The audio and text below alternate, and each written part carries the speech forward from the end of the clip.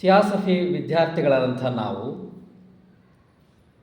ಈ ಪ್ರಶ್ನೆಯನ್ನು, ನಾನು ಯಾರು, ಈ ಪ್ರಪಂಚ ಏನು, ಹೇಗಿದೆ, ಇದನ್ನು ಮಾಡಿದವರು ಯಾರು,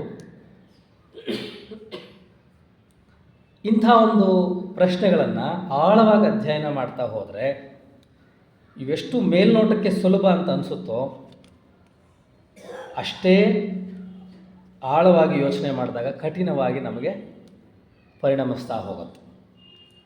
ಹಾಗಾಗಿ ಒಂದು ಸಣ್ಣ ಪ್ರಯತ್ನವನ್ನಷ್ಟೇ ನಾವು ಈ ಒಂದು 45 ನಿಮಿಷದಲ್ಲಿ ಮಾಡೋದಕ್ಕೆ ಪ್ರಯತ್ನ ಪಡೋಣ. ಎಲ್ಲದಕ್ಕೂ ಉತ್ತರ ಸಿಗೋದಿಲ್ಲ. ಈ ಒಂದು ನಿಟ್ಟಿನಲ್ಲಿ ಯೋಚನೆ ಮಾಡುವಂಥ ಒಂದು ಕ್ರಮವನ್ನಷ್ಟೇ ನಾವು ಈಗ ಅರ್ಥ ಮಾಡ್ಕೊಳ್ಳೋದಕ್ಕೆ ಪ್ರಯತ್ನ ಪಡೋಣ ಅಂತ ಹೇಳ್ತಾ, ನನಗೆ ಭಗವದ್ಗೀತೆಯ 2ನೇ ಅಧ್ಯಾಯ ಸಾಂಖ್ಯ ಯೋಗದಲ್ಲಿ 20 ಮತ್ತು 22ನೇ ಶ್ಲೋಕದ ಬಗ್ಗೆ ಮಾತಾಡಬೇಕು ಅಂತ ಹೇಳಿದ್ದಾರೆ. ಮೊದಲು ಶ್ಲೋಕಕ್ಕಿಂತ ಮೊದಲು ಅದರ ಹಿನ್ನೆಲೆಯನ್ನು ಸ್ವಲ್ಪ ನಾವು ಅರ್ಥ ಮಾಡ್ಕೋಬೇಕು. ನಮಗೆಲ್ಲ ಗೊತ್ತಿರೋ ಹಾಗೆ ಅರ್ಜುನ ತನ್ನ ಮಾಡಬೇಕಾದಂಥ ಕರ್ತವ್ಯವನ್ನು ಮಾಡದೆ ವಿಮುಖನಾಗಿ ನಾನಿವೆಲ್ಲ ಯಾಕೆ ಮಾಡಬೇಕು ಅಂತ ಹೇಳಿ ಒಂದು ರೀತಿಯ ವೈರಾಗ್ಯವನ್ನು ಪ್ರದರ್ಶಿಸಿ ಆ ಯುದ್ಧ ಭೂಮಿಯಲ್ಲಿ ಶಸ್ತ್ರವನ್ನು ತ್ಯಾಗ ಮಾಡ್ತಾನೆ. ಅಲ್ಲಿವರೆಗೂ ಮೊದಲನೇ ಅಧ್ಯಾಯ ಇರುತ್ತೆ. 2ನೇ ಅಧ್ಯಾಯದಲ್ಲಿ ಅರ್ಜುನ ಪುನಃ ಪ್ರಶ್ನೆಯನ್ನು ಕೇಳ್ತಾನೆ. ನನ್ನ ಅಣ್ಣ ತಮ್ಮಂದಿರನ್ನು, ಗುರುಗಳನ್ನು, ಹಿರಿಯರನ್ನು, ನಮ್ಮ ಮುತ್ತಾತನ್ನು ಇವ್ರನ್ನೆಲ್ಲ ಕೊಂದು ನಾನು ಏನು ಐಶ್ವರ್ಯವನ್ನು ಸಾಧಿಸ್ತೇನೆ, ಪ್ರತಿಯೊಂದು ಅಂಶದಲ್ಲೂ ಆ ಐಶ್ವರ್ಯದ ಪ್ರತಿಯೊಂದು ಅಂಶದಲ್ಲೂ ಅವರ ರಕ್ತದ ಕಲೆ ನನಗೆ ಕಾಣುತ್ತೆ. ಅಂಥ ಒಂದು ಐಶ್ವರ್ಯ ನನಗೆ ಬೇಕಾ, ಅಂಥ ಒಂದು ಜೀವನ ನನಗೆ ಬೇಕಾ ಅಂಥೇಳಿ ಅವನು ಅಲ್ಲಿಗೆ ನಿಲ್ಲಿಸ್ತಾನೆ. ಕೃಷ್ಣ ಅವನಿಗೆ ಉಪದೇಶವನ್ನು ಕೊಡೋದಕ್ಕೆ ಶುರು ಮಾಡ್ತಾನೆ. ಕೃಷ್ಣ ಉಪದೇಶವನ್ನು ಕೊಡೋದಕ್ಕೆ ಶುರು ಮಾಡುವಾಗ ಮೊಟ್ಟ ಮೊದಲೇ ಅರ್ಜುನನಿಗೆ ಹೇಳುವಂಥ ಉಪದೇಶ ಅಂದರೆ, ನೀನು ಸಾಯಿಸ್ತಾ ಇರೋದು ಯಾರನ್ನ, ನೀನು ಕೊಲ್ಲಬೇಕಾಗಿರೋದು ಯಾರನ್ನ, ಅವರು ಯಾರು, ಆ ದೇಹ ನೀನು ಕೊಲ್ತಾ ಇದೆಯಾ ಅಥವಾ ಆತ್ಮನನ್ನು ಕೊಲ್ತಾ ಇದೆಯಾ, ಇದನ್ನು ಮೊದಲು ವಿವರವಾಗಿ ಹೇಳೋದಕ್ಕೆ ಪ್ರಯತ್ನ ಪಡ್ತಾನೆ. ನೀನು ಕೊಲ್ತಾ ಇರ್ತಕ್ಕಂಥ ಅಥವಾ ನೀನು ಈಗ ಯುದ್ಧ ಮಾಡಬೇಕಾಗಿರ್ತಕ್ಕಂಥ ವ್ಯಕ್ತಿ ಭೀಷ್ಮ, ದ್ರೋಣ ಇವರೇ ಇರಬಹುದು. ಆದರೆ ಅವರು ಈ ಜನ್ಮದಲ್ಲಿ ಈ ದೇಹದಲ್ಲಿ ಇರುವಂಥ ಪಾತ್ರಧಾರಿಗಳು. ನೀನು ಕೊಲ್ತಾ ಇರ್ತಕ್ಕಂಥದ್ದು ಆ ದೇಹವನ್ನೇ ವಿನಃ ಆ ಆತ್ಮನನ್ನು ಅಲ್ಲ, ಅದನ್ನು ನಿನ್ನಿಂದ ಕೊಲ್ಲೋದಕ್ಕೆ ಸಾಧ್ಯವಿಲ್ಲ ಅಂಥೇಳಿ ಮೊಟ್ಟ ಮೊದಲ ಉಪದೇಶವನ್ನು ಹೇಳ್ತಾ ಅಲ್ಲಿಗೆ ಭಗವದ್ಗೀತೆ ಬಂದು ನಿಲ್ಲುತ್ತೆ. ಈಗ ಶ್ಲೋಕ 20ನೇದು ಅಲ್ಲಿಂದ ಶುರುವಾಗುತ್ತೆ. ಇದು ಒಂದು ಹಿನ್ನೆಲೆ. ನ ಜಾಯತೆ ಮ್ರಿಯತೆ ವಾ ಕದಾಚಿನ್ ನಾಯಂ ಭೂತ್ವಾ ಭವಿತಾ ವಾ ನ ಭೂಯ ಅಜೋ ನಿತ್ಯ ಶಾಶ್ವತೋ ಯಂ ಪುರಾಣೋ ನ ಹನ್ಯತೆ ಹನ್ಯಮಾನೇ ಶರೀರ. ಶ್ಲೋಕ 20. ನ ಜಾಯತೆ, ಇದು ಹುಟ್ಟುವುದಿಲ್ಲ. ನ ಮ್ರಿಯತೆ, ಇದು ಸಾಯುವುದಿಲ್ಲ. ಅಥವಾ ಕದಾಚಿನ್, ಯಾವ ಕಾಲದಲ್ಲೂ, ನಾಯಂ ಭೂತ್ವ, ಇದು ಎಂದೋ ಹುಟ್ಟಿದ್ದಲ್ಲ. ನ ಭವಿತ, ಇದು ಹೀಗೆ ಹುಟ್ಟುತ್ತಾ ಇರುವಂಥದ್ದು ಅಲ್ಲ, ಈಗ ತಯಾರಾಗ್ತಾ ಇರುವಂಥದ್ದಲ್ಲ. ಅಥವಾ ನ ಭೂಯ, ಮುಂದೆ ಯಾವಾಗೋ ಹುಟ್ಟುವಂಥದ್ದಲ್ಲ. ಅಜೋ, ಇದು ಜನಿಸದ, ಜನ್ಮವಿಲ್ಲದ, ನಿತ್ಯವಾದದ್ದು. ಶಾಶ್ವತೋ, ಶಾಶ್ವತವಾದದ್ದು. ಇದು ಪುರಾತನವಾದದ್ದು. ಯಾವುದು? ನಹನ್ಯತೆ, ಕೊಲ್ಲಲಾಗದಂಥದ್ದು. ನಹನ್ಯತೆ, ಕೊಲ್ಲಲು ಸಾಧ್ಯವಿಲ್ಲದಂಥದ್ದು. ಹನ್ಯಮಾನೇ ಶರೀರೆ, ಕೊಲ್ಲಲ್ಪಡುವಂತಹ, ಕೊಲ್ಲಲು ಸಾಧ್ಯವಿರುವಂಥ ಶರೀರದಲ್ಲಿ ಇರುವಂಥದ್ದು. ನಹನ್ಯತೆ ಹನ್ಯಮಾನೇ ಶರೀರೆ ಅಂದರೆ ಕೊಲ್ಲಲಾಗುವಂತಹ, ಕೊಲ್ಲಲ್ಪಡುವಂತಹ ಅಥವಾ ನಶಿಸುವಂಥ ದೇಹದಲ್ಲಿರುವ, ನಶಿಸಲಾಗದ್ದು, ನಶಿಸದೇ ಇರುವಂಥದ್ದು. ಇಲ್ಲಿ ಕೃಷ್ಣ ಆತ್ಮನ ಬಗ್ಗೆ ವಿವರಣೆಯನ್ನು ಕೊಡ್ತಾ ಇದ್ದಾನೆ. ಇದಕ್ಕೆ ಅರ್ಥ ಮೇಲ್ನೋಟಕ್ಕೆ ನೋಡಿದಾಗ ಭಾಳ ಸುಲಭ ಅಲ್ವಾ? ಆತ್ಮಕ್ಕೆ ಯಾವಾಗಲೂ ಹುಟ್ಟು ಎನ್ನುವುದಿಲ್ಲ, ಸಾವು ಎನ್ನುವುದಿಲ್ಲ. ಅದು ಹಿಂದೆ ಹುಟ್ಟಿದ್ದಂಥದ್ದಲ್ಲ, ಈಗ ಹುಟ್ಟುತ್ತಾ ಇರುವಂಥದ್ದಲ್ಲ, ಈಗ ತಯಾರಾಗ್ತಾ ಇರುವಂಥದ್ದಲ್ಲ, ಮುಂದೆ ಹುಟ್ಟುವಂಥದ್ದಲ್ಲ. ಅದು ಜನ್ಮರಹಿತವಾದದ್ದು. ಆತ್ಮ, ಮೂಲವಾದ ಆತ್ಮನ ಬಗ್ಗೆ ಹೇಳಿ, ನಿತ್ಯವಾದದ್ದು, ಶಾಶ್ವತವಾದದ್ದು, ಪುರಾತನವಾದದ್ದು, ನಶಿಸುವಂತಹ ಅಥವಾ ನಶಿಸಲ್ಪಡುವ ದೇಹದಲ್ಲಿ ನಶಿಸಲಾಗದೆ ಇರುವಂಥದ್ದು. ಇದರಲ್ಲಿ ಏನಾದರೂ ಕನ್ಫ್ಯೂಷನ್ ಇದೆಯಾ? ಭಾಳ ಸಿಂಪಲ್, ಕ್ಲಿಯರ್ ಕಟ್ಟಾಗಿದೆ, ನಮ್ಗೆ ಗೊತ್ತಿರೋವಂಥದ್ದೇ. ಇದರಲ್ಲಿ ಯಾರು ವಿವರಣೆಯನ್ನು ಕೊಡಬೇಕಾಗಿಲ್ಲ. ಪದಗಳ ಅರ್ಥ ಸಂಸ್ಕೃತ ಆಗಿರೋದ್ರಿಂದ ಕನ್ನಡಕ್ಕೆ ಅರ್ಥ ಹೇಳಬೇಕಾದ ಅವಶ್ಯಕತೆ ಇದೆ ಅಷ್ಟೇ. ಆದರೆ ಇದು ಹೊಸದೇನಲ್ಲ, ಇದರ ಬಗ್ಗೆ ನಾವು ಪದೇ ಪದೇ ಕೇಳಿದ್ದೇವೆ. ಹೌದು, ಆತ್ಮ ಶಾಶ್ವತ, ದೇಹ ನಶ್ವರ, ಇವೆಲ್ಲ ನಾವು ತಿಳ್ಕೊಂಡಿದ್ದೇವೆ. ಆದರೆ ಥಿಯಾಸಫಿಕಲ್ ಸೊಸೈಟಿಯಲ್ಲಿ ನಾವು ಇವುಗಳನ್ನು ಅಧ್ಯಯನ ಮಾಡೋ ಉದ್ದೇಶ, ಥಿಯಾಸಫಿಸ್ಟ್ ಆದಂಥ ನಾವು ಈ ಮೇಲ್ನೋಟಕ್ಕೆ ಕಾಣುವಂಥ ಸುಲಭವಾದ ಪದಗಳನ್ನು ಎಷ್ಟು ಆಳವಾಗಿ ಅರ್ಥ ಮಾಡಿಕೊಳ್ಳಲು ಸಾಧ್ಯವಿದೆ ಅನ್ನೋದನ್ನು ನಾವು ಮೊದಲು ಅರ್ಥ ಮಾಡ್ಕೋಬೇಕು. ಈ ಮೇಲ್ನೋಟಕ್ಕೆ ಸುಲಭವಾಗಿ ಕಾಣುವಂಥ ಈ ಪದಗಳು ಥಿಯಾಸಫಿಸ್ಟ್ರಿಗೆ ಎಷ್ಟು ಆಳವಾದ ಜ್ಞಾನವನ್ನು ಕೊಡುವಂಥ ಅವಕಾಶಗಳು ಇವೆ ಅನ್ನೋದನ್ನು ಸಹ ನಾವು ನೋಡಬೇಕು. ಈಗ ಆತ್ಮನ ಬಗ್ಗೆ ಕೃಷ್ಣ ಹೇಳಿದ್ವಿ. ಆತ್ಮನಿಗೆ ಹುಟ್ಟಿಲ್ಲ, ಸಾವಿಲ್ಲ. ಒಂದೊಂದಾಗಿ ವಿಮರ್ಶೆ ಮಾಡ್ತಾ ಹೋಗೋಣ. ಮೊದಲು ಆತ್ಮ ಅಂದರೆ ಏನು? ಆತ್ಮ ಅಂದರೆ ಏನು? ಥಿಯಾಸಫಿಸ್ಟ್ ಆದ ನಮಗೆ, ನಾವು ಥಿಯಾಸಫಿಯ ವಾಂಗ್ಮಯದಲ್ಲಿ ನಾವು ಒಪ್ಪಿಕೊಂಡಂಥ ಸಿದ್ಧಾಂತ, ಆತ್ಮ ನಾವೇನು ಪರಮಾತ್ಮ ಅಂತ ಕರಿತೀವಿ ಅಥವಾ ಈಶ್ವರ ಅಂತ ಏನು ಹೆಸರಿಡ್ತೀವಿ, ಅವನ ಒಂದು ಭಾಗ, ಪರಮಾತ್ಮನ ಒಂದು ಅಂಶ, ಅವನದೇ ಒಂದು ಅಂಶ ಅಥವಾ ಕಿಡಿ ಅಥವಾ ಗುಳ್ಳೆ, ಬಬಲ್, ಏನಾದರೂ ಹೇಳಬಹುದು. ಮತ್ತು ಇದಕ್ಕೆ ಜನ್ಮವಿಲ್ಲ, ಇದಕ್ಕೆ ಹುಟ್ಟಿಲ್ಲ ಅಂತ ಮೊದಲು ಹೇಳ್ತಾರೆ. ಅದರ ಅರ್ಥ ಏನು? ಯಾವುದೇ ಒಂದು ವಸ್ತು ಅಥವಾ ಏನೇ ಒಂದು, ನಾವು ಸಾಮಾನ್ಯ ಪ್ರಪಂಚದಲ್ಲಿ ಅದು ಹೇಗೆ ತಯಾರಾಯಿತು, ಯಾವ ವಸ್ತುಗಳಿಂದ ತಯಾರಾಯಿತು ಅನ್ನೋದು ಗೊತ್ತು, ಅದು ಹೇಗೆ ನಾಶವಾಗುತ್ತೆ ಅನ್ನೋದು ಗೊತ್ತು, ಅದನ್ನು ಹೇಗೆ ಉಪಯೋಗಿಸ್ಕೊತೀವಿ ಅನ್ನೋದು ಗೊತ್ತು. ಹಾಗಾದರೆ ಆತ್ಮಕ್ಕೆ ಹುಟ್ಟಿಲ್ಲ ಅಂದಮೇಲೆ ಪರಮಾತ್ಮನ ಒಂದು ಅಂಶವಾದ ಈ ಆತ್ಮ ಪರಮಾತ್ಮನಲ್ಲೇ ಇರಬೇಕಿತ್ತು. ಹುಟ್ಟಿಲ್ಲ ಅಂದಮೇಲೆ ಅದು ಹೇಗಿತ್ತೋ ಅದೇ ಸ್ಥಿತಿಯಲ್ಲಿ ಇರಬೇಕಿತ್ತಲ್ವಾ? ಹಾಗಾದರೆ ಆತ್ಮಕ್ಕೆ ಹುಟ್ಟು ಇಲ್ಲ ಅಂತ ಹೇಳಿದ್ರೆ ಹೇಗೆ ಒಪ್ಕೊಳ್ಳೋದು? ಯಾವ ರೀತಿ ನಾವು ಅದನ್ನು ನೋಡಬೇಕು? ಈಶ್ವರನ ಚೈತನ್ಯ, ಆ ಈಶ್ವರನ ಚೈತನ್ಯ ಎರಡು ಪ್ರವಾಹಗಳಲ್ಲಿ ಹೊರಹೊಮ್ಮುತ್ತದೆ. ಈ ಇಡೀ ಭೂಮಂಡಲ ಅಥವಾ ಈ ಒಂದು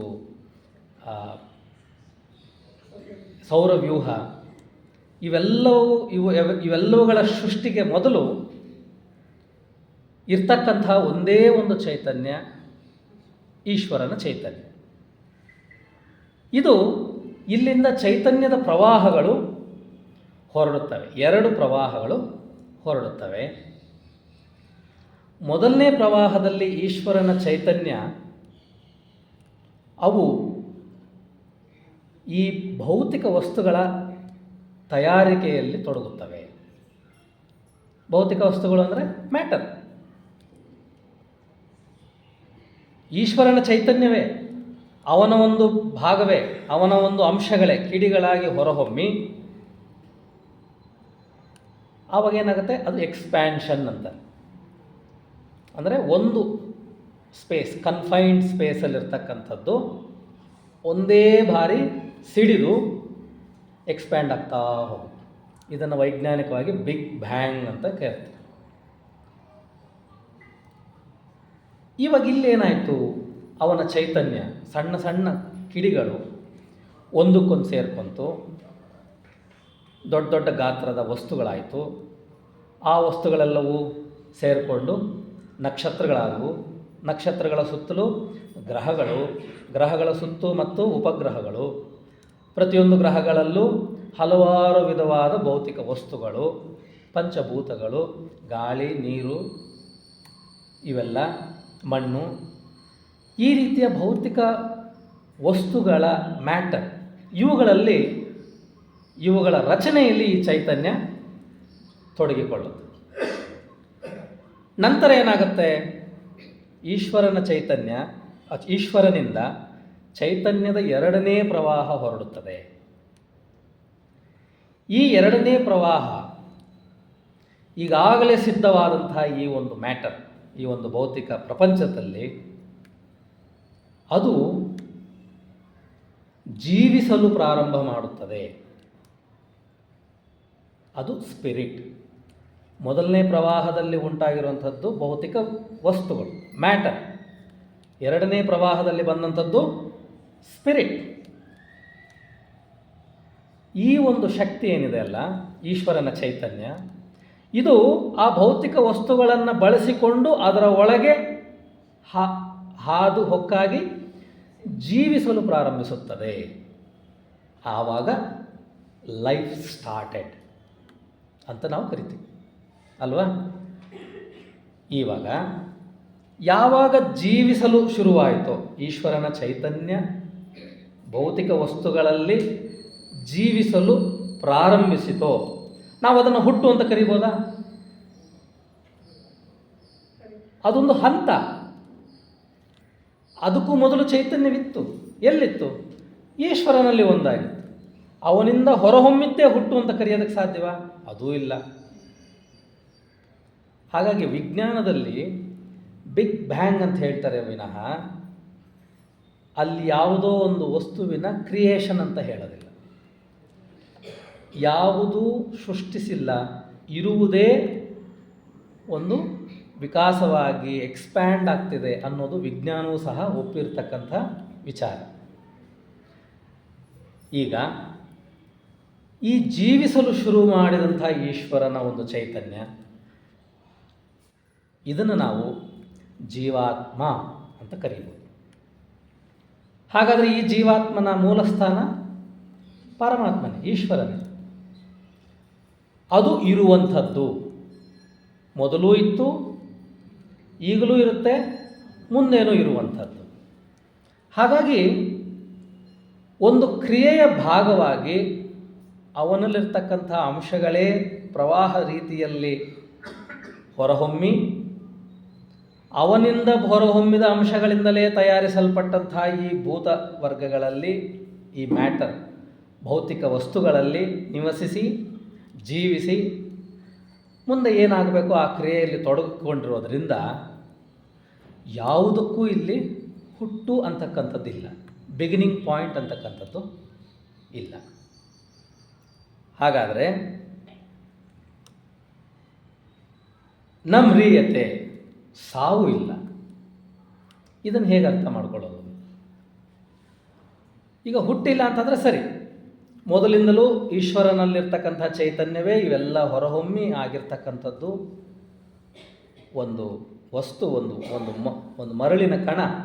ಅದು ಅಷ್ಟೇ, ಈ ದೇಹವೂ ಅಷ್ಟೇ, ಮತ್ತು ಇದರೊಳಗಿರ್ತಕ್ಕಂಥ ಜೀವಾತ್ಮನೂ ಅಷ್ಟೇ, ಎಲ್ಲವೂ ಆ ಈಶ್ವರನ ಚೈತನ್ಯವೇ ಅಂತಂದ ಮೇಲೆ ಇದಕ್ಕೆ ಹುಟ್ಟಿಲ್ಲ. ಅದು ಇತ್ತು, ಆ ಚೈತನ್ಯದ ಪ್ರವಾಹದಲ್ಲಿ ಕಿಡಿಗಳಾಗಿ ಹೊರಹೊಮ್ಮಿ ಜೀವನವನ್ನು ಪ್ರಾರಂಭ ಮಾಡಿದೆ. ಲೈಫ್ ಸ್ಟಾರ್ಟೆಡ್ ಅಂತಾರಲ್ಲ ಅದು. ಹಾಗಾದರೆ ಮ್ರಿಯತೆ ನ ಮ್ರಿಯತೆ, ಇದಕ್ಕೆ ಸಾವಿಲ್ಲ ಅನ್ನೋದನ್ನು ಹೇಗೆ ಅರ್ಥ ಮಾಡ್ಕೊಳ್ಳೋದು? ಒಂದು ಜೀವಾತ್ಮ ಒಂದು ರೂಪವಾದಂಥ ಒಂದು ಭೌತಿಕ ರೂಪದಲ್ಲಿ ನಿವಸಿಸುತ್ತೆ. ಭೌತಿಕ ರೂಪ ಪುನಃ ತನ್ನ ಮೂಲ ರೂಪಗಳಿಗೆ ಮರಳುತ್ತೆ ವಿನಃ ನಾವು ಅದನ್ನು ಸಾವು ಅಂತ ಹೇಳೋದಕ್ಕಾಗಲ್ಲ. ಇವಾಗ ಹಾಗಾದರೆ ದೇಹಕ್ಕೆ ಸಾವಿದೆಯಾ ಇಲ್ವಾ? ಇವಾಗ ನಮ್ಮ ದೇಹಕ್ಕೆ ಸಾವಿಲ್ಲ ಅಂತಂದರೆ ಬಹುಶಃ ಹುಚ್ಚ ಅಂತಾರೆ, ಹೌದಾ? ಯೋಚನೆ ಮಾಡಿ, ದೇಹಕ್ಕೆ ಸಾವಿದೆಯಾ? ಹಾಗಾದರೆ ದೇಹ ತ್ಯಜಿಸಿದಾಗ ಅಥವಾ ನಾವು ಸಾಮಾನ್ಯ ಭಾಷೆಯಲ್ಲಿ ಯೋಚನೆ ಮಾಡಿದಾಗ ಒಬ್ಬ ವ್ಯಕ್ತಿ ಸತ್ತೋದಾಗ ತೀರಿ ಹೋದ ಸತ್ತೋದ ಅಂತ ಹೇಳ್ತೀವಿ. ಈಗ ಸತ್ತಿರುವ ದೇಹ ಅದು ಶವ, ಮತ್ತೇನಾಗುತ್ತದು ಅಲ್ವಾ? ಪಂಚಭೂತಗಳಲ್ಲಿ ಲೀನವಾದ ಮೇಲೆ ಪಂಚಭೂತಗಳು ಸತ್ತಿವೆಯಾ ಬದುಕಿವೆಯಾ? ಅದು ಚಲನ, ಅದರಲ್ಲಿರ್ತಕ್ಕಂಥ ಚೈತನ್ಯದಿಂದ ಅವು ಚಲಿಸ್ತಾನೇ ಇವೆ. ಅದರಲ್ಲಿ ಚೈತನ್ಯದ ಪ್ರವಾಹ ಇದೆ, ಜೀವಂತವಾಗಿವೆ. ಹಾಗಾದ್ರೆ ದೇಹ ಸಾಯ್ತಾ ಬದುಕ್ತಾ? ಅದು ಏನಾಯ್ತು? ಹಾಗಾದರೆ ಸತ್ತಿದ್ದೇನಲ್ಲಿ? ಸಾವು ಅಂತಕ್ಕಂಥದ್ದು ಭೌತಿಕ ವಸ್ತುವಿನ ಒಂದು ರೂಪಕ್ಕಷ್ಟೇ. ಆ ರೂಪ ಯಾವ ಮೂಲಭೂತ ವಸ್ತುಗಳಿಂದ ತಯಾರಾಯಿತೋ ಒಂದು ರೂಪ ತಯಾರಾಗಿದೆ. ಉದಾಹರಣೆಗೆ ಶಂಕರಾಚಾರ್ಯರು ಬಹಳ ಒಳ್ಳೆ ಉದಾಹರಣೆ ಕೊಡ್ತಾರೆ.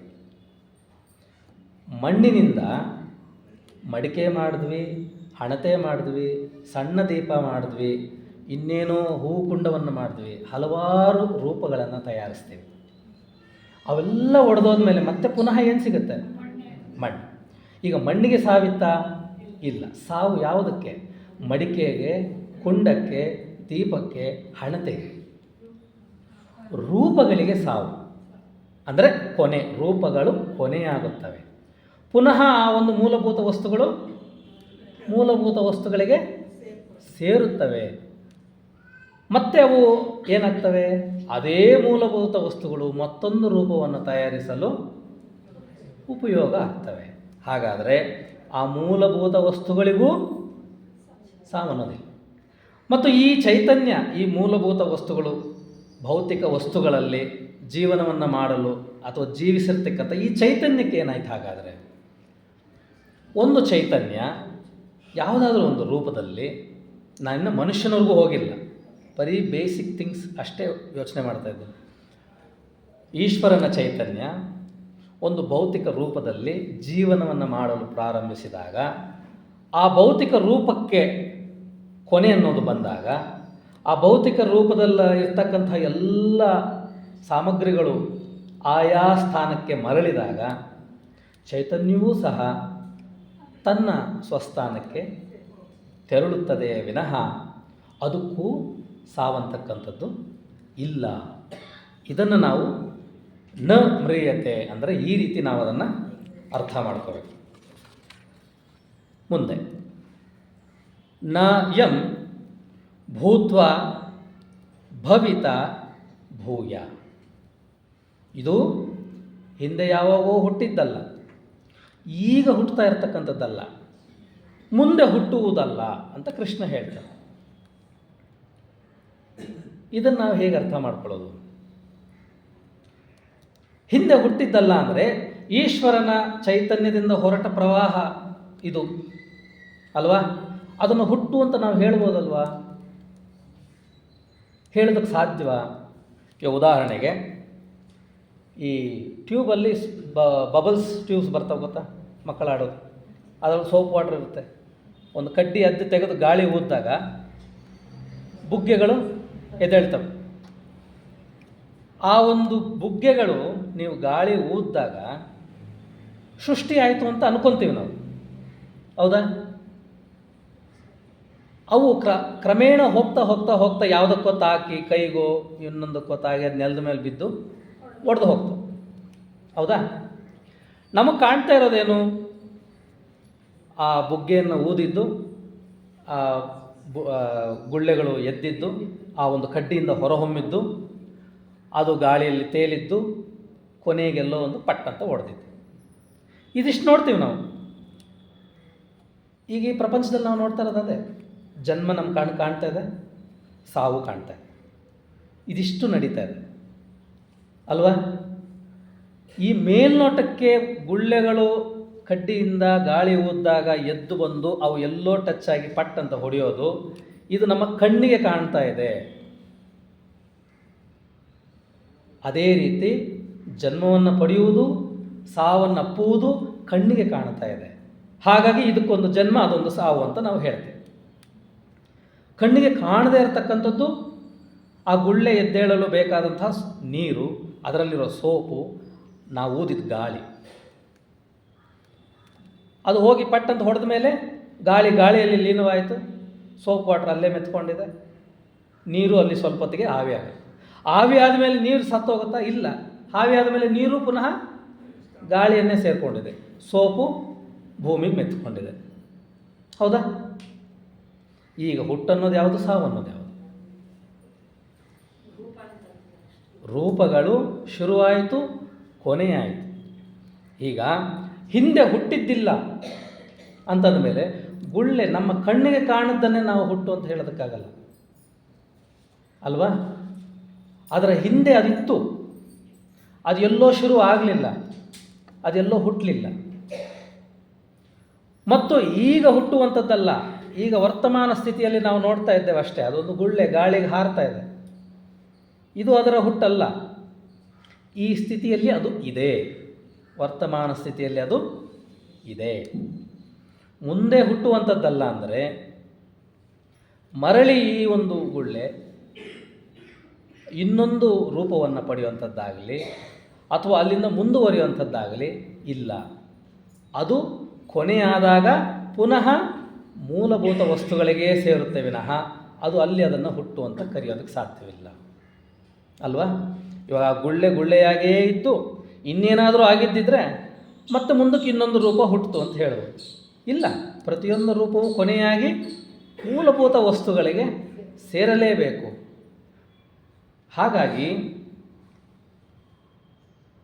ಈ ಭವಿಷ್ಯ, ವರ್ತಮಾನ ಮತ್ತು ನಮ್ಮ ಹಿಂದಿನ ಇತಿಹಾಸ, ಈ ಮೂರು ಹಂತಗಳಲ್ಲೂ ಸಹ ಆತ್ಮ ಇದು ಎಲ್ಲೂ ಹುಟ್ಟಿದ್ದಲ್ಲ, ಹುಟ್ಟುವಂಥದ್ದಲ್ಲ ಮತ್ತು ಮುಂದೆ ಯಾವಾಗೋ ಹುಟ್ಟುವಂಥದ್ದಲ್ಲ ಅನ್ನೋದನ್ನು ಇಲ್ಲಿ ಕೃಷ್ಣ ಹೇಳ್ತಾ ಇದ್ದಾನೆ. ಹಾಗಾದರೆ ನ ಹನ್ಯತೆ ಅಂದರೆ ಏನು? ನಶಿಸಲಾಗದಂತಹ ಹನ್ಯಮಾನೇ ಶರೀರೆ. ಹನ್ಯಮಾನೇ ಶರೀರೆ ಅಂದರೆ ನಶಿಸುವಂತಹ ದೇಹದಲ್ಲಿ ಇರುವ ನಶಿಸಲಾಗದಂಥ ಆತ್ಮ. ಇವಾಗ ಇಲ್ಲಿ ಹನ್ಯಮಾನೇ ಶರೀರೆ ಅಂತ ಕರೆದು ಅಂದರೆ ನಶಿಸುವಂತಹ, ಕೊಲ್ಲಲ್ಪಡುವಂತಹ ದೇಹ. ಕೊಲ್ಲಲ್ಪಡುವಂತಹ ದೇಹ ಅಂದರೆ ಏನು? ನಶಿಸಲ್ಪಡುವಂತಹ ದೇಹ ಅಂದ್ರೇನು? ದೇಹ ನಶಿಸುವುದು ಅಂದರೆ ಏನು? ಆತ್ಮ ಆ ಒಂದು ದೇಹದಲ್ಲಿ ಜೀವಿಸುವಾಗ ಆ ಒಂದು ದೇಹಕ್ಕೆ ಕೊನೆ ಅಂತಕ್ಕಂಥದ್ದು ಇದೆ. ಯಾಕೆ? ದೇಹ ಅಂದ ಮೇಲೆ ಅದೊಂದು ರೂಪ ಅಲ್ವಾ? ಇಲ್ಲಿ ಯಾವ ದೇಹದ ಬಗ್ಗೆ ಕೃಷ್ಣ ಹೇಳ್ತಾ ಇದ್ದಾನೆ? ಹಾಗಾದರೆ ಇರೋದು ಒಂದೇ ದೇಹನ? ನಮಗೆ ಕಣ್ಣು ಕಾಣ್ತಾ ಇರ್ತಕ್ಕಂಥ ದೇಹ ಒಂದೇನಾ? ಕಣ್ಣು ಕಾಣುವಂಥದ್ದು ಸ್ಥೂಲ ದೇಹ. ಸ್ಥೂಲ ದೇಹದ ಅದು ಹೇಗೆ ನಶಿಸುತ್ತೆ, ಹೇಗೆ ಸಾವನ್ನು ಅಥವಾ ಕೊನೆ ಆಗುತ್ತೆ ಅನ್ನೋದ್ರ ಬಗ್ಗೆ ನಮಗೆ ಗೊತ್ತಾಯಿತು. ಪಂಚಭೂತಗಳಿಂದ ತಯಾರಿಸಲ್ಪಟ್ಟಂತಹ ಈ ದೇಹ ಅದರ ಆಯಸ್ಸು ತೀರಿದ ಮೇಲೆ ಮತ್ತದೇ ಪಂಚಭೂತಗಳಲ್ಲಿ ಲೀನವಾಗುತ್ತದೆ. ಹಾಗಾದರೆ ಇದೊಂದೇ ದೇಹನ? ಇನ್ನೆಷ್ಟು ದೇಹಗಳಿವೆ? 7 ದೇಹಗಳಿವೆ. ಅವೆಲ್ಲ ಯಾವುವು? ಅದಕ್ಕೆ ಹೇಳೋದು, ನನಗೆ ಭಾಳ ಸುಲಭ ಭಾಷಣ ಮಾಡೋದಕ್ಕೆ. ಎಲ್ಲ ಹಿರಿಯರು ಇರ್ತೀರ, ನೀವೆಲ್ಲ ಗೊತ್ತಿರೋದು. ಸ್ಥೂಲ ದೇಹ, ಕಾಮಶರೀರ, ರೂಪದೇಹ, ಅರೂಪದೇಹ, ಬುದ್ಧಿ ಮತ್ತು ಆತ್ಮದೇಹ. ಆತ್ಮದೇಹ ಅಂತಕ್ಕಂಥದ್ದು ಒಂದಿದೆ. ಅದರ ಮೇಲಿರ್ತಕ್ಕಂಥದ್ದು ಅನುಪಾದಕ ಲೋಕದಲ್ಲಿ ಸ್ವಸ್ಥಾನ, ಅದು ಆತ್ಮನ ಸ್ವಸ್ಥಾನ. ಆತ್ಮಲೋಕದಲ್ಲೂ ಸಹ ಮತ್ತೊಂದು ದೇಹದಲ್ಲಿ ಅದು ಜೀವಿಸುತ್ತದೆ ಅನ್ನೋದನ್ನು ನಾವು ಅರ್ಥ ಮಾಡ್ಕೋಬೇಕು. ಆತ್ಮದೇಹ, ಬುದ್ಧಿದೇಹ ಮತ್ತು ಅರೂಪದೇಹವನ್ನು ಜೀವಾತ್ಮ ಅಂತ ನಾವು ಕರಿತೇವೆ. ಆ ಸ್ವಸ್ಥಾನದಲ್ಲಿರ್ತಕ್ಕಂಥದ್ದು ನಿಜವಾದ ಆತ್ಮ. ಅದನ್ನು ಸುಲಭವಾಗಿ ಅರ್ಥ ಆಗೋಕ್ಕೆ ಪುರುಷಾತ್ಮ ಅಂತಲೂ ಕರಿಬೋದು. ಪದಗಳಲ್ಲಿ ಸ್ವಲ್ಪ ವ್ಯತ್ಯಾಸ ಮಾಡ್ಕೋಬಾರದು, ಅರ್ಥ ಮಾಡ್ಕೊಳ್ಳೋಕ್ಕಷ್ಟೇ ಪದಗಳನ್ನು ಬಳಸಬೇಕು. ಇನ್ನು ಸ್ಥೂಲ ದೇಹ, ಕಾಮಶರೀರ ಮತ್ತು ರೂಪದೇಹದಲ್ಲಿ ಇದನ್ನು ನಾವು ದೇಹಾತ್ಮ ಅಂತ ಕರಿಬೋದು. ಅರ್ಥ ಮಾಡ್ಕೊಳ್ಳೋಕ್ಕೆ ಸುಲಭ ಆಗುತ್ತೆ. ಈಗ ಸ್ಥೂಲ ದೇಹದ ಕೊನೆ ಗೊತ್ತು ನಮಗೆ. ಈ ಪ್ರಪಂಚದಲ್ಲಿರ್ತಕ್ಕಂಥ ಪಂಚಭೂತಗಳನ್ನು ಉಪಯೋಗಿಸಿಕೊಂಡು ರಚಿಸಲ್ಪಟ್ಟಂಥ ಈ ದೇಹ, ಇದರಲ್ಲಿ ಒಂದು ಆಯಸ್ಸು ಅನ್ನೋದಿರುತ್ತೆ, ಒಂದಷ್ಟು ಟೈಮ್ ಅನ್ನೋದಿರುತ್ತೆ. ಯಾಕಂದರೆ ಒಂದು ರೂಪ ತಯಾರಾದ ಮೇಲೆ ಮೂಲಭೂತ ವಸ್ತುಗಳಲ್ಲಿ ಶಾಶ್ವತವಾಗಿ ಆ ರೂಪವನ್ನು ಅದು ಹಿಡ್ಕೊಂಡಿರೋದಕ್ಕೆ ಸಾಧ್ಯವಿಲ್ಲ. ಮೂಲಭೂತ ವಸ್ತುಗಳಲ್ಲಿರ್ತಕ್ಕಂಥ ಚೈತನ್ಯ ಒಂದು ಹಲವಾರು ಮೂಲಭೂತ ವಸ್ತುಗಳು ಸೇರಿ ಒಂದು ರೂಪವನ್ನು ಪಡೆದಾಗ ಆ ರೂಪದಲ್ಲೇ ಇದ್ದು ಬಿಡೋದಕ್ಕೆ ಸಾಧ್ಯವಿಲ್ಲ. ಯಾಕಂದರೆ ಚಲನವಿಲ್ಲದ್ದು ಇರೋದಕ್ಕೆ ಸಾಧ್ಯವಿಲ್ಲ. ಚಲಿಸುತ್ತಿದ್ದಾಗ ಮಾತ್ರ ಅದು ಇರಲು ಸಾಧ್ಯ, ಇರುವಿಕೆಯಲ್ಲಿ ಇರಲು ಅದು ಸಾಧ್ಯ. ಹಾಗಾಗಿ ಒಂದು ರೂಪದಲ್ಲೇ ಆ ಮೂಲಭೂತ ವಸ್ತುಗಳು ಸದಾ ಇರೋದಕ್ಕೆ ಸಾಧ್ಯವಾಗದೇ ಇರೋದರಿಂದ ಆ ರೂಪಕ್ಕೆ ಹಲವಾರು ರೂಪಾಂತರಗಳಾಗ್ತಾ ಹೋಗುತ್ತೆ. ಬಾಲ್ಯ, ಯೌವನ ಮತ್ತು ವೃದ್ಧಾಪ್ಯ. ಈ ರೂಪಾಂತರಗಳು ಯಾಕಾಗುತ್ತೆ? ಮೂಲಭೂತ ವಸ್ತುಗಳಲ್ಲಿರ್ತಕ್ಕಂತಹ ಚೈತನ್ಯ ಅದು ಬದಲಾವಣೆಯನ್ನು ಬಯಸುತ್ತದೆ, ಚಲನವನ್ನು ಬಯಸುತ್ತದೆ.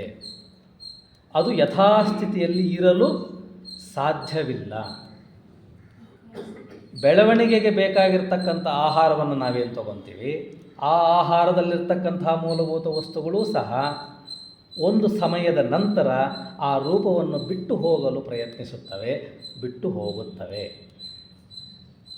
ಮತ್ತು ಆ ರೂಪಕ್ಕೆ ಸದಾ ಆಹಾರವನ್ನು ಸೇವಿಸುತ್ತಾ ಮೂಲಭೂತ ವಸ್ತುಗಳನ್ನು ಕೊಡ್ತಾ ಇರೋದಕ್ಕೂ ಸಾಧ್ಯವಾಗುವುದಿಲ್ಲ. ಆ ಚೈತನ್ಯವೂ ಸಹ, ಇಡೀ ದೇಹಾತ್ಮದಲ್ಲಿರ್ತಕ್ಕಂಥ ಚೈತನ್ಯವು ಬದಲಾವಣೆಯನ್ನು ಬಯಸುತ್ತದೆ. ಹಾಗಾಗಿ ಟೈಮ್ ಲಿಮಿಟ್, ಆಯಸ್ಸು ಅಂತ ನಾವು ಅದನ್ನು ಅರ್ಥ ಮಾಡ್ಕೋಬೋದು. ಈ ಆಯಸ್ಸಿನಲ್ಲಿ ದೇಹವನ್ನು ತ್ಯಜಿಸಿದಾಗ ಅದು ಪಂಚಭೂತಗಳಲ್ಲಿ ಲೀನವಾಗುತ್ತೆ. ನಂತರ ಏನಾಗುತ್ತೆ? ನಂತರ ಜೀವನ ಎಲ್ಲಿ ನಡೆಯುತ್ತೆ? ಯಾವುದು? ಕಾಮಶರೀರದಲ್ಲಿ ಜೀವನ ನಡೆಯುತ್ತೆ. ಕಾಮಲೋಕದಲ್ಲಿ, ಆ ಸೂಕ್ಷ್ಮ ಲೋಕದಲ್ಲಿ ಜೀವನ ನಡೆಯುತ್ತೆ. ಹಾಗಾದರೆ ಆ ದೇಹವನ್ನು ವಿಸರ್ಜನೆ ಮಾಡಬೇಕಾ ಬೇಡವಾ? ಮಾಡಲೇಬೇಕು. ಅದು ಹೇಗೆ ಸಾಧ್ಯ? ಸ್ಥೂಲ ದೇಹಕ್ಕೆ ಅಲ್ಲಿರ್ತಕ್ಕಂಥ ಮೂಲಭೂತ ವಸ್ತುಗಳು ತಮ್ಮದೇ ಆದಂಥ ಒಂದು ಟೈಮ್ ಲಿಮಿಟ್, ಆಯಸ್ಸನ್ನು ಹೊಂದಿರ್ತವೆ.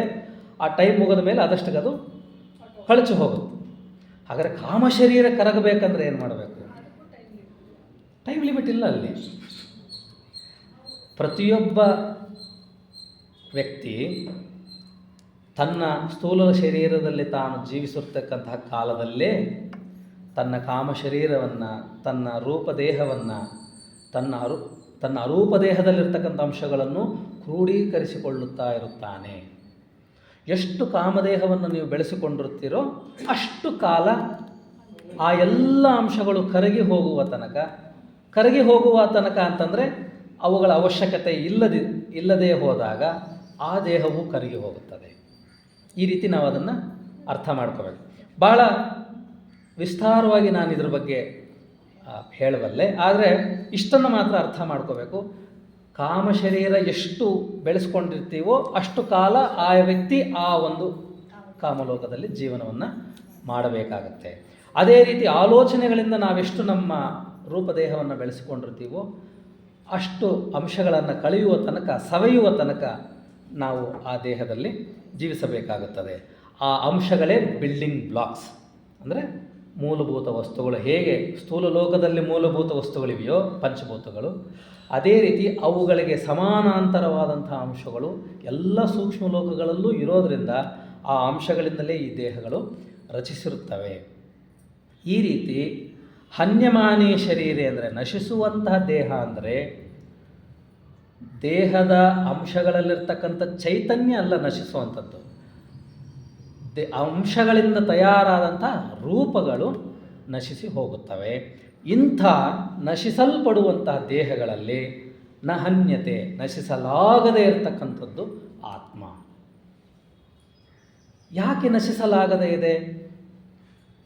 ದೇಹಗಳಲ್ಲಿ ಹೇಗೆ ಹಲವಾರು ಮೂಲಭೂತ ವಸ್ತುಗಳಿಂದ ದೇಹಗಳ ರೂಪ ತಯಾರಾಗಿರುತ್ತದೆಯೋ, ಆ ರೂಪಗಳನ್ನು ಕರಗಿ ಹೋದಾಗ ಅದು ನಾಶವಾಯಿತು ಅಂತ ನಾವು ಏನು ಅನ್ಕೊತೀವೋ, ಆದರೆ ಆತ್ಮನಲ್ಲಿರ್ತಕ್ಕಂಥ ಮೂಲಭೂತ ವಸ್ತು ಒಂದೇ. ಅಲ್ಲಿ ಯಾವ ಮೂಲಭೂತ ವಸ್ತುಗಳಿಂದಲೂ ಆತ್ಮ ಅದೊಂದು ರೂಪ ಅಲ್ಲ. ಹಾಗಾಗಿ ಹೇಳೋದು ಆತ್ಮಕ್ಕೆ ರೂಪವೂ ಇಲ್ಲ. ಅಲ್ಲಿರ್ತಕ್ಕಂತಹ ಮೂಲಭೂತ ವಸ್ತುನೂ ಒಂದೇ, ಅಂಶವೂ ಒಂದೇ, ಅದು ಪರಮಾತ್ಮನಿಂದ ಬಂದಂಥ ಒಂದು ಚೈತನ್ಯ. ಹಾಗಾಗಿ ಅದು ಇದೆ, ಅದು ಇರುವಿಕೆ. ಅದಕ್ಕೆ ರೂಪವನ್ನು ಪಡೆಯುವಂಥದ್ದು ಇಲ್ಲ, ರೂಪವನ್ನು ಕಳಚುವಂಥದ್ದಿಲ್ಲ. ರೂಪಗಳೆಲ್ಲವೂ ಅದರ ಮೇಲಿರ್ತಕ್ಕಂಥ ಈ ದೇಹಗಳು. ಇದು ಈ ಶ್ಲೋಕದ ಒಂದು ವಿವರಣೆ. ಮೇಲ್ನೋಟಕ್ಕೆ ನಾವು ಅರ್ಥ ಮಾಡ್ಕೊಳ್ಳುವಂಥದ್ದು ಆತ್ಮಕ್ಕೆ ಹುಟ್ಟಿಲ್ಲ, ಸಾವಿಲ್ಲ, ಹಿಂದೆ ಹುಟ್ಟೋದಿಲ್ಲ, ಈಗ ಹುಟ್ಟಲ್ಲ, ಮುಂದೆ ಹುಟ್ಟೋದಿಲ್ಲ, ಸಾಯುವಂಥ ದೇಹದಲ್ಲಿರುವಂಥ ಸಾವಿಲ್ಲದ ಆತ್ಮ, ಇದು ಮೇಲ್ನೋಟ. ಆದರೆ ನಾವು ಆಳವಾಗಿ ನಾವು ಅದನ್ನು ಅರ್ಥ ಮಾಡಿಕೊಂಡ್ರೆ ಇಷ್ಟು ಅಂಶಗಳು ನಾವು ಪರಿಗಣನೆಗೆ ತಗೋಬೇಕಾಗತ್ತೆ. ಇನ್ನು ಶ್ಲೋಕ 22 ಏನು ಹೇಳುತ್ತೆ? ವಾಸಾಂಸಿ ಜೀರ್ಣಾನಿ ಯಥಾ ವಿಹಾಯ ನವಾನಿ ಗೃಹ್ಣಾತಿ ನರೋಪರಾಣಿ ತಥಾ ಶರೀರಾಣಿ ವಿಹಾಯ ಜೀರ್ಣಾನ್ಯ ಸಂಯೋತಿ ನವಾನಿ ದೇಹಿ. ವಾಸಾಂಸಿ ವಸ್ತ್ರಗಳನ್ನು, ಜೀರ್ಣಾನಿ ಹಳೆಯದಾದಾಗ, ಯಥಾ ಹೇಗೆ, ವಿಹಾಯ ತ್ಯಜಿಸುತ್ತೇವೆಯೋ, ನವಾನಿ ಹೊಸ ವಸ್ತ್ರಗಳನ್ನು, ಗೃಹ್ಣಾತಿ ಹೇಗೆ ಸ್ವೀಕರಿಸುತ್ತೇವೆಯೋ, ನರ ಮನುಷ್ಯನು, ತಥಾ ಹಾಗೆಯೇ ಶರೀರಾಣಿ ದೇಹಗಳು, ಜೀರ್ಣಾನ್ಯ ಹಳೆಯದಾದಾಗ, ವಿಹಾಯ ತ್ಯಜಿಸಿ, ಅನ್ಯಾನ್ಯ ಬೇರೆಯ, ಸಂಯೋತಿ ನಿಶ್ಚಯವಾಗಿ ಖಂಡಿತವಾಗಿ, ಇದರಲ್ಲಿ ಡೌಟ್ ಇಲ್ಲ. ಮತ್ತೆ ನವಾನಿ ಹೊಸದಾದ, ದೇಹಿ ದೇಹವನ್ನು ಸ್ವೀಕರಿಸಿ ದೇಹವನ್ನು ಹೊಂದಿದವನಾಗುತ್ತಾನೆ. ಸಿಂಪಲ್ಲಾಗಿ ಹೇಳಬೇಕಂದ್ರೆ ಮನುಷ್ಯ ಹೇಗೆ ಹಳೆಯ ಬಟ್ಟೆಗಳನ್ನು, ಕೊಳಕಾದ ಜೀರ್ಣವಾದ ಹಳೆಯ ಬಟ್ಟೆಗಳನ್ನು ಬಿಟ್ಟು ಹೊಸ ಬಟ್ಟೆಗಳನ್ನು ತೊಟ್ಟುಕೊಳ್ಳುತ್ತಾನೆಯೋ, ಹಾಗೆ ಆತ್ಮವು ಜೀರ್ಣವಾದ ದೇಹವನ್ನು ಬಿಟ್ಟು ಹೊಸ ದೇಹವನ್ನು ಸ್ವೀಕರಿಸುತ್ತದೆ. ಏನು ಡೌಟ್ ಇಲ್ಲ, ಭಾಳ ಸಿಂಪಲ್ ಆಗಿದೆ, ಸ್ಟ್ರೈಟ್ ಫಾರ್ವರ್ಡ್ ಅಲ್ವಾ? ಇದು ಗೊತ್ತಿರುವಂಥದ್ದೇ. ಈ ದೇಹ ಬಿಟ್ಟು ಹೊಸ ದೇಹ. ಇಲ್ಲಿ ನಾವು ಥಿಯಾಸಫಿಸ್ಟಾದ ನಾವು ಪ್ರಶ್ನೆ ಕೇಳಬೇಕಾಗಿರೋದು ಏನಂದರೆ, ಜೀರ್ಣಾನಿ ಅಂದರೆ ಏನು? ಹಳೆಯದಾಗುವುದು ಅಂದರೆ ಏನು? ಬಟ್ಟೆ ಹಳೆಯದಾಗೋದು ಅಂದರೆ ಅಲ್ಲ, ಬಟ್ಟೆ ಬಗ್ಗೆ ಮಾತಾಡೋಣ. ಬಟ್ಟೆ ಹಳೆಯದಾಗೋದು ಅಂದರೆ ಅದರ ಉಪಯೋಗ ಪ್ರಯೋಜನ ಇಲ್ಲ. ಅಲ್ಲಿವರೆಗೂ ನಾವು ಹಾಕ್ಕೊಳ್ಳಲ್ಲ, ಕೊಳೆನೂ ಆಗಿರ್ಬೋದಲ್ಲ,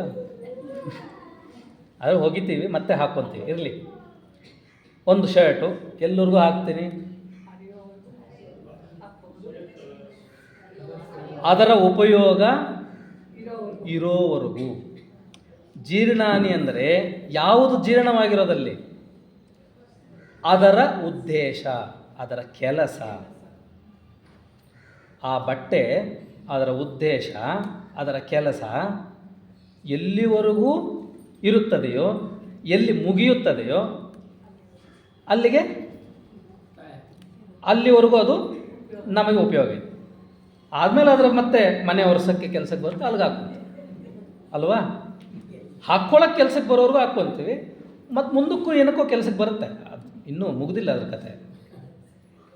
ಜೀರ್ಣಾನಿ ಅಂದರೆ ಅದರ ಉದ್ದೇಶ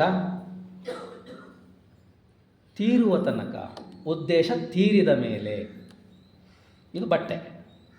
ಹಾಗಾದರೆ ದೇಹವೂ ಸಹ ಅದರ ಉದ್ದೇಶ, ಅದರ ಕಾರ್ಯ ತೀರುವ ತನಕ, ಜೀರ್ಣವಾಗುವ ತನಕ ಆತ್ಮವು ಅದನ್ನು ಬಳಸಿಕೊಂಡು ಅದರ ಉದ್ದೇಶ ಮುಗಿದ ಮೇಲೆ ಹೊಸ ಬಟ್ಟೆಯನ್ನು ಅಥವಾ ಹೊಸ ದೇಹವನ್ನು ಸ್ವೀಕರಿಸುತ್ತದೆ. ಅಂದರೆ ಇಲ್ಲಿ ಏನು ಅರ್ಥ ಮಾಡ್ಕೋಬೇಕು? ಯಾವುದೋ ಒಂದು ಉದ್ದೇಶಕ್ಕೆ, ಒಂದು ಪ್ರಯೋಜನಕ್ಕೆ, ಒಂದು ಕೆಲಸಕ್ಕೆ ಆತ್ಮವು ಒಂದು ದೇಹವನ್ನು ಸ್ವೀಕರಿಸಿತು ಅನ್ನೋದನ್ನು ಅರ್ಥ ಮಾಡ್ಕೋಬೇಕು. ಇಲ್ಲರೇನು ನಮ್ಮ ಆತ್ಮಕ್ಕೇನು ಫ್ಯಾಷನ್ನ? ಈ ಬಟ್ಟೆ ಬೇಡ, ಇನ್ನೊಂದು ಬಟ್ಟೆ ಹಾಕ್ಕೊಳ್ಳೋಕ್ಕೆ, ಅದಕ್ಕೇನು ಬಟ್ಟೆ ಬಗ್ಗೆ ಯೋಚನೆ ಇಲ್ಲ. ಅಥವಾ ಈ ಫಂಕ್ಷನ್ಗೆ ಈ ಬಟ್ಟೆ, ಇನ್ನೊಂದು ಫಂಕ್ಷನ್ಗೆ ಈ ಬಟ್ಟೆನೂ ಇಲ್ಲ, ಆ ಕೆಲಸ ಇಲ್ಲ. ಯಾಕೆ ಬದಲಾಯಿಸ್ತಾ ಇದೆ ಇದು? ನಾವು ಬಟ್ಟೆ ಬದಲಾಯಿಸ್ತಾ ಇರೋದು ಫ್ಯಾಷನ್ಗೆ, ಅದು ಗೊತ್ತು ನಮಗೆ. ಒಂದು ಬಟ್ಟೆ ಅದ್ರ ಪ್ರಯೋಜನ ಇದೆ ಅಂತ ಗೊತ್ತಿದ್ರೂ ನಾವು ಬದಲಾಯಿಸ್ತಾ ಇದ್ದೇವೆ ಫ್ಯಾಷನ್ಗೆ. ಫ್ಯಾಷನ್ ಅಂದರೆ ಸಮಯಕ್ಕೆ ತಕ್ಕಂಥ ಬಟ್ಟೆ ಹಾಕಬೇಕು ನಾವು, ಅಲ್ವಾ? ಅದು ನಿಜ. ಆತ್ಮಕ್ಕೆ ಯಾವ ಫ್ಯಾಷನ್ ಇದೆ? ದೇಹವನ್ನು ಯಾಕೆ ಬದಲಾಯಿಸುತ್ತದು? ಅದರ ಉದ್ದೇಶ ಅಂದರೆ ಪ್ರತಿಯೊಂದು ದೇಹಕ್ಕೂ, ಆತ್ಮ ಪಡೆಯುವ ಪ್ರತಿಯೊಂದು ದೇಹಕ್ಕೂ ಒಂದು ಉದ್ದೇಶವಿದೆ. ಏನು ಆ ಉದ್ದೇಶ? ಆ ಉದ್ದೇಶ, ಆ ಪ್ರಯೋಜನ, ಆ ಕೆಲಸ ಮುಗಿದ ಮೇಲೆ ಹೊಸದನ್ನು ಪಡೆಯುತ್ತೆ. ಹೊಸದನ್ನು ಯಾವ ರೀತಿ ಪಡೆಯುತ್ತೆ? ಮುಂದಿನ ಉದ್ದೇಶ ಏನು, ಮುಂದಿನ ಕೆಲಸವೇನು, ಅದಕ್ಕೆ ಅನುಗುಣವಾದ ಹೊಸ ದೇಹವನ್ನು ಪಡೆಯುತ್ತೆ. ಇಲ್ಲಿ ದೇಹವನ್ನು ಪಡೆಯಲು ಆತ್ಮನಿಗೆ ಇರುವ ಆ ಒಂದು ಪ್ರಿನ್ಸಿಪಲ್ ಏನು ಅಂದರೆ, ಆ ಒಂದು ರೂಲ್ಸ್ ರೆಗ್ಯುಲೇಷನ್ಸ್ ಏನು? ಪ್ರಯೋಜನ, ಉದ್ದೇಶ. ಹಾಗಾದರೆ ಆತ್ಮವು ಪ್ರತಿಯೊಂದು ರೂಪದಲ್ಲೂ ನಿವಸಿಸುವ ಪ್ರತಿಯೊಂದು ರೂಪದಲ್ಲೂ ಆ ಒಂದು ಜೀವಿತಾವಧಿಗೆ ಒಂದು ಉದ್ದೇಶವಿದೆ, ಒಂದು ಕೆಲಸ ಇದೆ ಅನ್ನೋದು ಅರ್ಥ ಮಾಡ್ಕೊಳ್ಳಿ. ಅದು ಜೀರ್ಣಾನಿ ಅಂದರೆ. ಸುಮ್ಮನೆ ನಾನು ಕೂತಿದ್ರೂ ಕೊಳಕಾಗತ್ತೆ ಬಿಟ್ಟು ಇನ್ನೊಂದು ಹೊಸದು ಹಾಕ್ಕೊಂಡೆ ಅನ್ನೋದಲ್ಲ. ಆ ಒಂದು ಉದ್ದೇಶ ತೀರಿದ ಮೇಲೆ ಆ ದೇಹವನ್ನು ತ್ಯಜಿಸಿ ಮತ್ತೊಂದು ದೇಹ, ಮತ್ತೊಂದು ಉದ್ದೇಶ, ಮತ್ತೊಂದು ಕೆಲಸ. ಇದರಲ್ಲಿ ನಮಗೆ ಏನು ಅರ್ಥ ಆಗುತ್ತೆ? ಹಾಗಾದರೆ ಒಂದು ದೇಹದಿಂದ ಬಿಟ್ಟು, ಇವಾಗ ಸ್ಥೂಲ ದೇಹದ ಮಟ್ಟಿಗೆ ಅಷ್ಟೇ ನಾವು ಮಾತಾಡ್ತಾ ಇದ್ದೇವೆ. ಈ ಒಂದು ಸ್ಥೂಲ ದೇಹದಲ್ಲಿ, ಈ ಒಂದು ಜೀವಿತಾವಧಿಯಲ್ಲಿ ಇಷ್ಟು ವರ್ಷ ಇದ್ದು ಮತ್ತೊಂದು ಸ್ಥೂಲ ದೇಹವನ್ನು ಪಡೆದು ಮತ್ತೆ ಪುನರ್ಜನ್ಮವನ್ನು ಪಡೆಯಿತು ಅಂತಂದರೆ, ಈ ಜನ್ಮದಿಂದ ಇನ್ನೊಂದು ಜನ್ಮಕ್ಕದು ಹೋಯಿತು. ಅದು ಇಲ್ಲಿ ಸತ್ತಲ್ಲಿ ಬದುಕ್ತು ಅಂತೂ ಹೇಳೋಕ್ಕಾಗಲ್ಲ, ಹೋಯ್ತು ಅಷ್ಟೇ, ಶಿಫ್ಟ್ ಆಯಿತು ಅಲ್ವಾ? ಇದನ್ನು ಜನ್ಮಗಳು ಅಂತ ನಾವು ಕರಿತೇವೆ. ಹೊಸ ದೇಹವನ್ನು ಪಡ್ಕೊಂಡಾಗ ಅದು ಪುನರ್ಜನ್ಮ. ಮತ್ತು ಆ ದೇಹಕ್ಕೂ ಇರತಕ್ಕಂಥ ತನ್ನ ಜೀವಿತಾವಧಿಯಲ್ಲಿ ಬಾಲ್ಯ, ಯೌವನ, ವೃದ್ಧಾಪ್ಯದವರೆಗೂ ಆ ಆತ್ಮವು ಜೀವಿಸುತ್ತದೆ. ಹಾಗಾದರೆ ನಾವಾಗಲೇ ಯೋಚನೆ ಮಾಡಿದ್ವಲ್ಲ, ಸ್ಥೂಲ ದೇಹದ ಬಗ್ಗೆ ಅಷ್ಟೇ ಇದು ಅನ್ವಯವಾಗುತ್ತಾ? ಕಾಮ ಶರೀರಕ್ಕೂ ಇದು ಅನ್ವಯವಾಗುತ್ತೆ, ಅರೂಪ ಶರೀರಕ್ಕೂ ಸಹ ಇದು ಅನ್ವಯವಾಗುತ್ತದೆ. ಪುನರ್ಜನ್ಮ ಪಡೆಯುವಂಥದ್ದು ಯಾವುದು ಹಂಗಾದರೆ? ಜೀವಾತ್ಮ. ಜೀವಾತ್ಮ ತನ್ನ ಅರೂಪ ಬುದ್ಧಿ ಮತ್ತು ಆತ್ಮದೇಹ ಇವು ಮೂರನ್ನು ಹೊಂದಿರತಕ್ಕಂಥ ಜೀವಾತ್ಮ ಏನಿದ್ದಾನೆ, ಅವನಷ್ಟೇ ಪುನರ್ಜನ್ಮವನ್ನು ಪಡಿತಾ ಹೋಗ್ತಾನೆ. ಹಾಗಾದರೆ ಪುನರ್ಜನ್ಮ ಯಾಕೆ?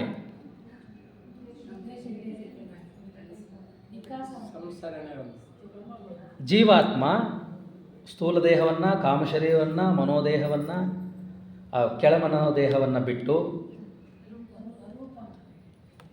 ಮೇಲೆ ಹೋಗಿ ಎಲ್ಲ ದೇಹಗಳನ್ನು ಬಿಟ್ಟು ಮತ್ತೆ ಪುನರ್ಜನ್ಮವನ್ನು ಪಡೆಯೋದು ಯಾಕೆ?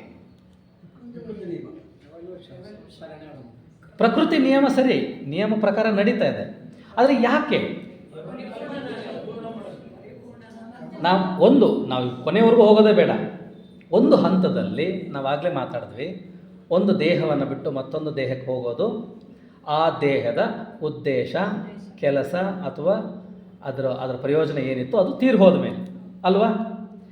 ಹಾಗಾದರೆ ಎಲ್ಲ ದೇಹಗಳನ್ನು ಬಿಟ್ಟು ಮತ್ತೆ ಪುನಃ ಹೊಸ ದೇಹಗಳನ್ನು ರಚಿಸಿಕೊಂಡು ಪುನರ್ಜನ್ಮವನ್ನು ಪಡೆಯುತ್ತದೆ.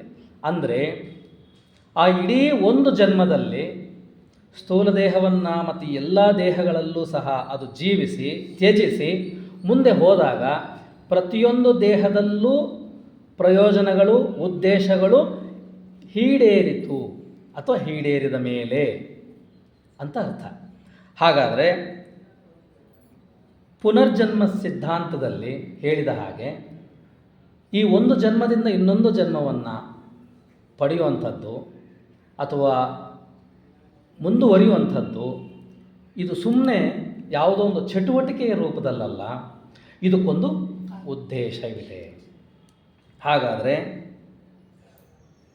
ಈ ಉದ್ದೇಶ ಏನು?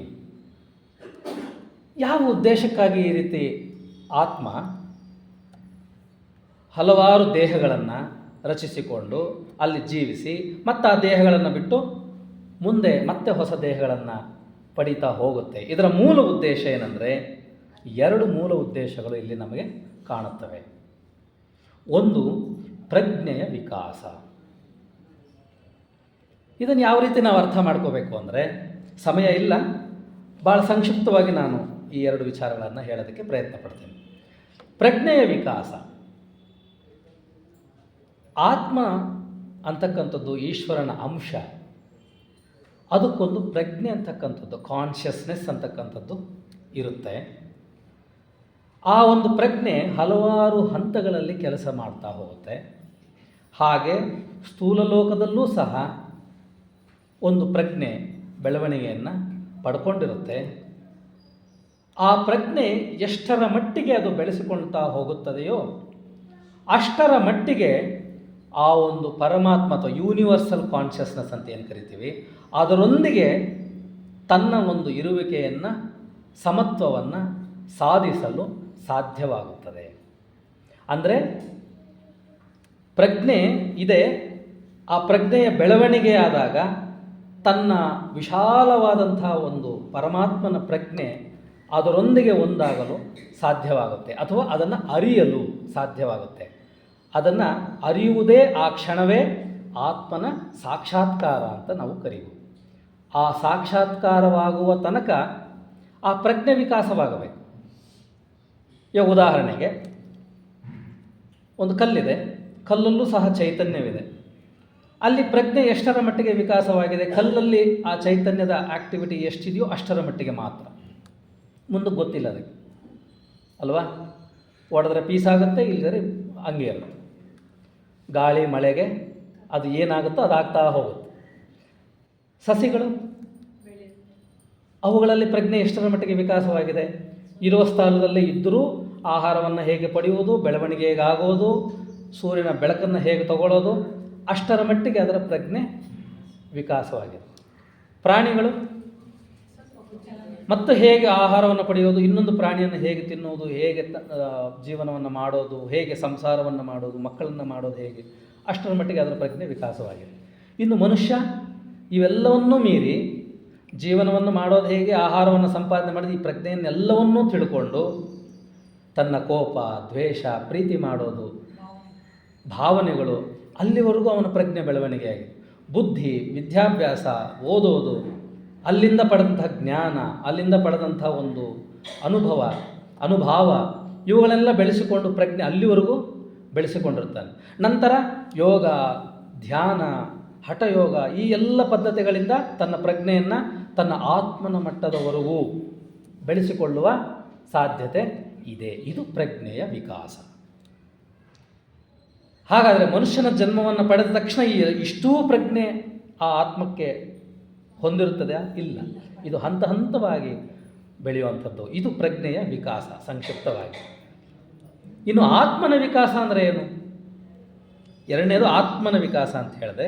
ಪುನರ್ಜನ್ಮ ಯಾಕೆ ಪಡೆಯುತ್ತೆ ಅದು ಅಂದರೆ, ಆತ್ಮನ ವಿಕಾಸ ಅಂದರೆ ಪ್ರಜ್ಞೆ ವಿಕಾಸವಾಗ್ತಾ ಹೋದಂತೆ ಏನಾಗುತ್ತೆ? ಅನುಭವಗಳು ಬರ್ತಾ ಹೋಗುತ್ತೆ.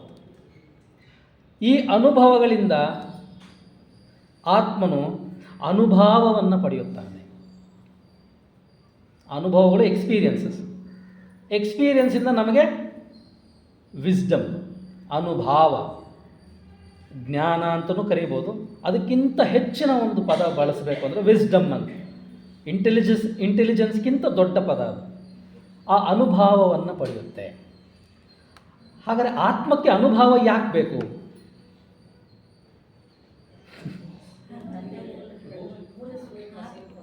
ತನ್ನ ಮೂಲ ಸ್ವರೂಪ ಈಗ ಬಂದಂತಹ ದಾರಿ ಗೊತ್ತಿಲ್ವ ಅದಕ್ಕೆ ಹೋಗೋದಕ್ಕೆ?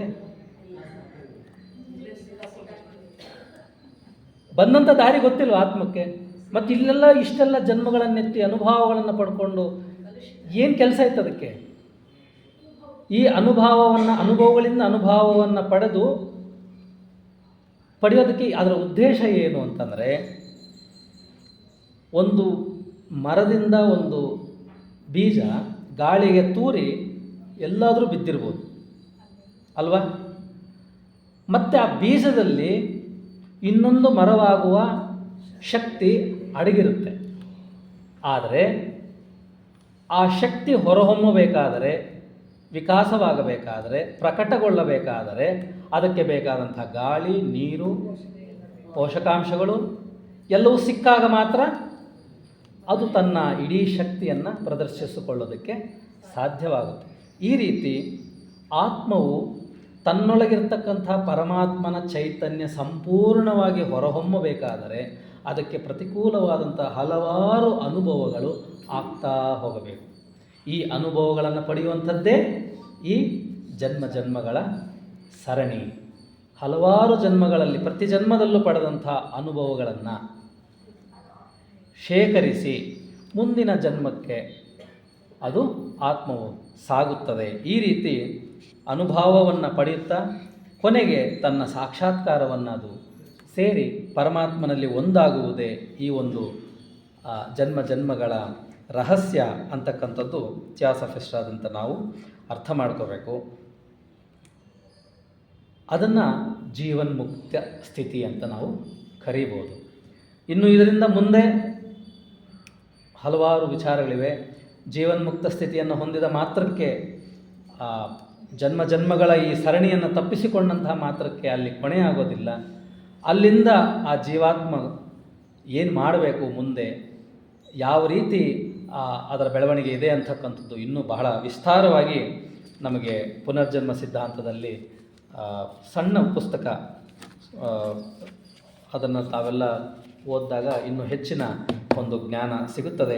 ಈ ರೀತಿ ಈ 2 ಶ್ಲೋಕಗಳಿಂದ ಮೇಲ್ನೋಟಕ್ಕೆ ಬಹಳ ಸುಲಭವಾಗಿರ್ತಕ್ಕಂಥ ಪದಗಳೇ, ಅರ್ಥ ಕೇಳಿರ್ತಕ್ಕಂಥ ವಿಚಾರಗಳೇ ಆದರೂ ಇದನ್ನು ಭಾಳ ಆಳವಾಗಿ ನಾವು ಈ ರೀತಿ ಅಧ್ಯಯನ ಮಾಡ್ಬೋದು ಅಂತ ಹೇಳ್ತಾ ನನ್ನ ಮಾತನ್ನು ಮುಕ್ತಾಯಗೊಳಿಸ್ತೇನೆ.